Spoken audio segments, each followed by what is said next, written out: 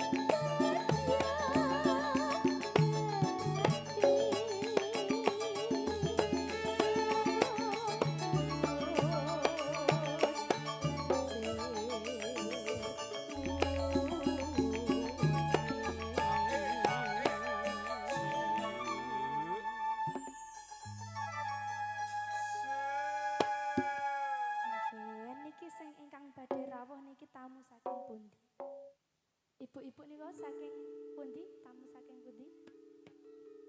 Bandar Nawang. Saking Bandar Nawangan.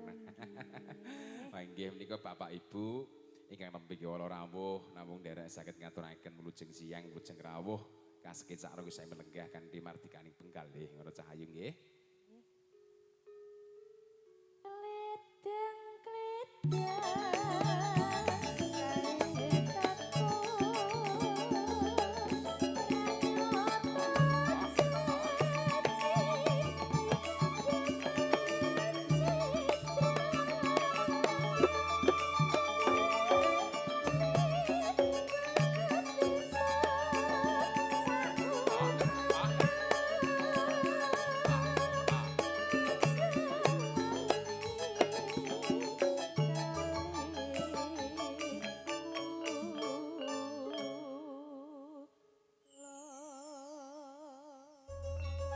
Matur sembah nuwun Mbak Lisa. Wah nggih setunggal tempangan.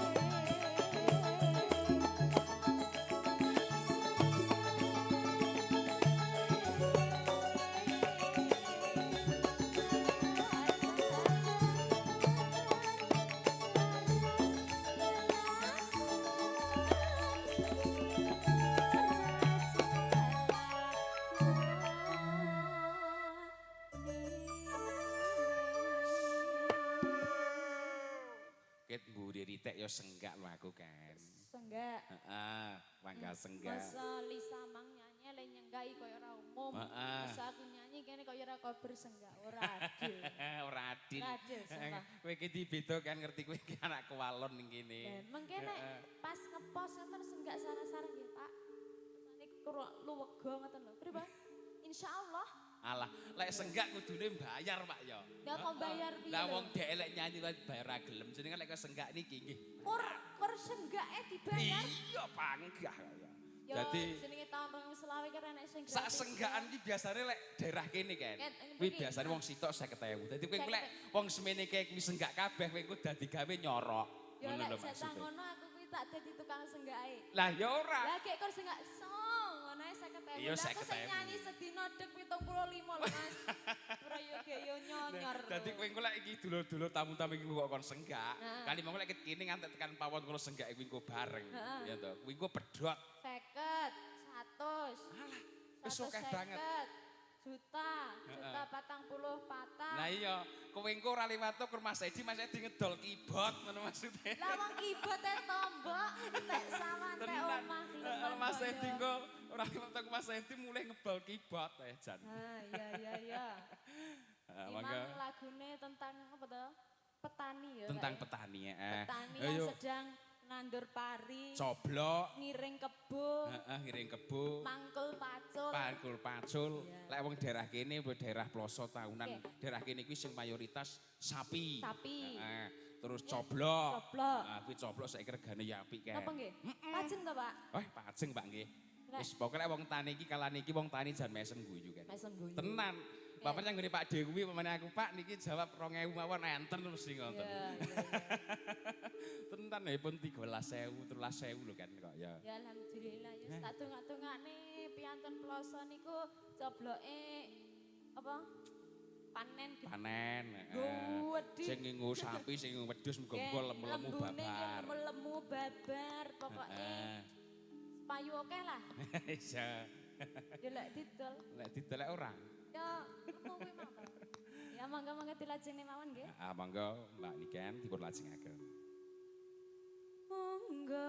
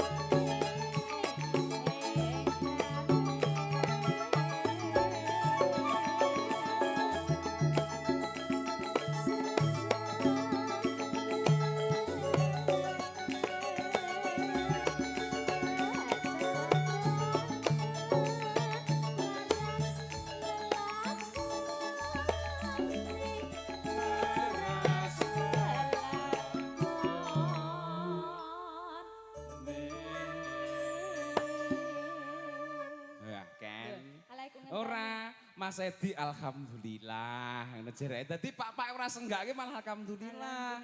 Heeh, dadi lek Pak iku mau senggak, kuwi aku wis mar-mar. Berarti Wis sama mar. aku kayak 50.000 ku nyampe Mas Edi tok. Heeh, mergane kowe iki ora liwat tok kowe iki ya kur ngobot tok ora liwat tok kur wong kae. Ya apresiasi. Monggo panjenengan nyawer 50.000 kersane kula bayar niku lho. Senggak. Heeh, dadi ya wis bener kuwi, Ya. Bapak ora senggak kuwi bener. Bener nggih, terus aja. Mesake Mas Edi aku. Nggih. Napa sumo, Pak? Nggih. Niki mau saking pundi to? Mijil saking pundi jenengan? Tahunan Saking tahunan. Karena awake dhewe searah kan. Heeh. Oh, saking dalem jam pinten? Ya tahunan kene iki kira-kira 2,5 jam. Nggih kan kene iki wis beda provinsi. Iya. Provinsi Ploso Karo tahunan. Tahunan. Heeh, kuwi lek persepeda. kira-kira numpak Prauto. Menopake auto. Prauto. Lek sing anu no, lek sing kira-kira pake karo pastote pake karo buke ki ora iso sepedan, nggawa sorong. Sorong. Pamane yo penak. Arko. Arko. Mereke Arko. Heeh, monggo. Ya, mangga. Dipun lajengaken Mbak Niken. Monggo.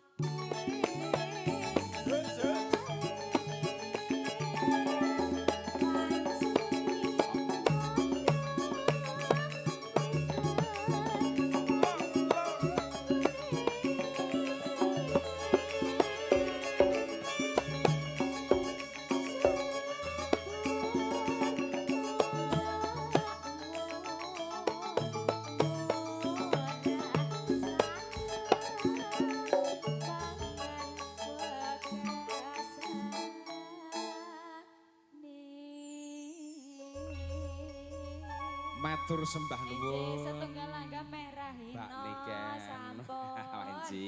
Matur sembah nuwun Mbak Niken. Mekaten setunggal tembangan kunjuk dhumateng sagunging para-para, langkung-langkung kunjuk dhumateng sagunging para tamu, dhumateng sagunging para rawuh. Kakung mewah putri ingkang wonten ing rika lenggan menika nembe kewala pinarak lenggah nembe kewala rawuh. Namung derek saged ngaturaken wilujeng siyang wilujeng rawuh kasekecak rogi saya melenggah kandri mardu dalasar mardikaning penggal. Setunggal bagas tunggal iki anakku wedok Mbak Lisa. Monggo Mbak Lisa. Ugi dhumateng saking para pilenggah ingkang sampun angsal pasugatan dahar. Monggo lho Bapak Ibu kagem telas kemawon. Kagem telas kemawon lho Pak Bu nggih. Mungkin lek langsung mboten wonten warung dadi telas kemawon. Ayo kini anak wedok Mbak Lisa bersama Ferista juga ada Sari Bumi. Aduh.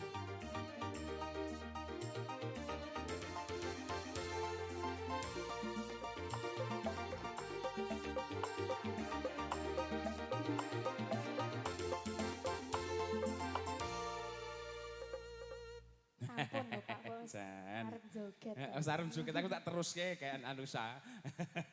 Nggih. Niku wau tamune saking laladan tahunan. Tahunan. Wes jantenan pokoke tamune panjenenganipun Pak Slamet kuwi komplit. Lis dadi etan kulon kidul etan kabeh pokoke wis enek.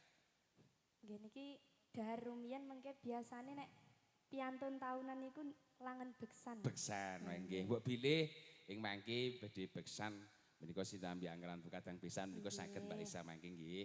Heeh. Monggo Mbak Lisa dipun paringi setunggal tembangan menika kunjuk dhumateng panjenengan sami, kunjuk panjenengan kang sampun angsal pasugatan. Monggo Bapak Ibu kagem telas kemawon. Monggo Mbak Lisa lumantar kadang-kadang revista ugi wonten Sari Bumi Audio matur sembah nuwun. Ugi kasengguyung dening Muji Official. Mas Muji, channelnya Mas Muji. Makanya kita ndelok akeh Lis ya kalau. Jangan lupa di tap-tap. Di tap. Monggo. Dan niku lho Pak malah ngertos mawar-mawar. Aku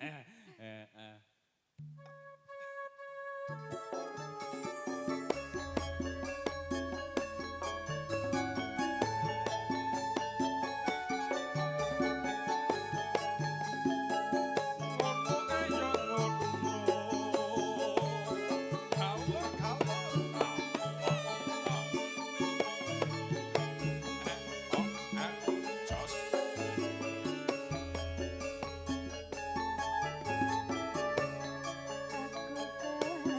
setia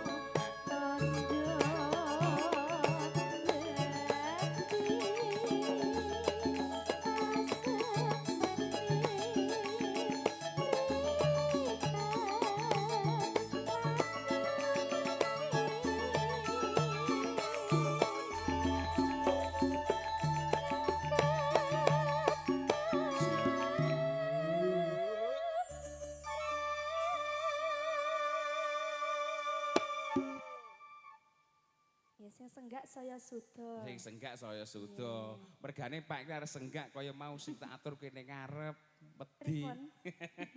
Wedi lek mbayar. Wedi lek bayar. Mboten iki gratis. Monggo diperlajengaken Mbak Lisa.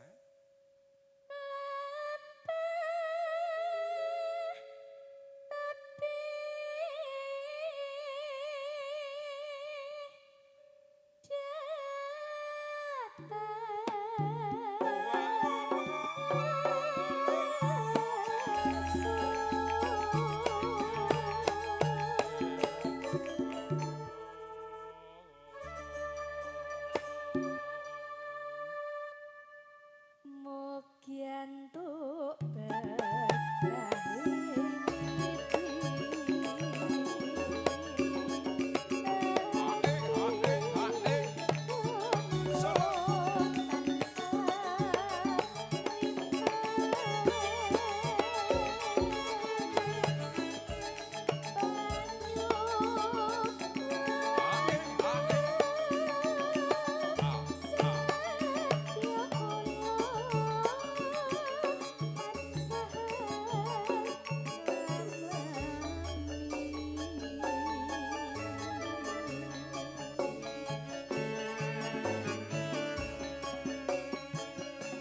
Kunjung dumateng saged para-para kang nembe wala rawuh.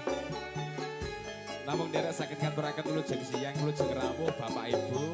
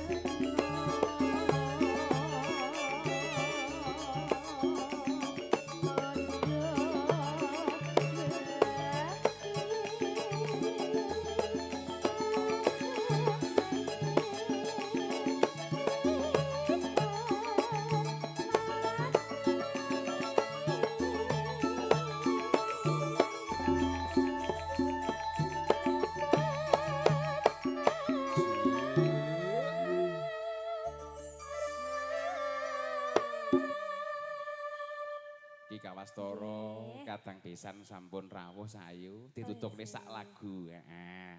Monggo diperlajengaken Mbak Lisa.